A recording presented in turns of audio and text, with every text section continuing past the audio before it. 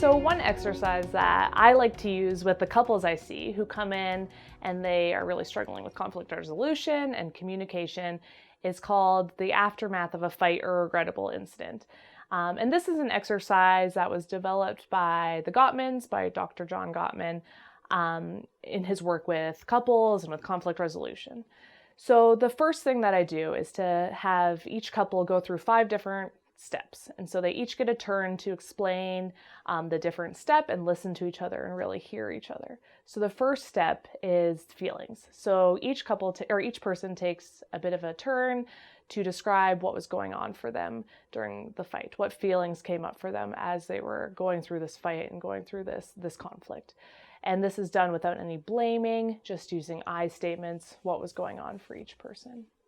The second step that I get them to do is to talk about their realities. So during the fight, what was going on for them? What was their reality throughout that fight? And so they get to explain this to each other and really hear each other and to understand the other person's reality. The third step that I get them to do is to explain their triggers to the other person.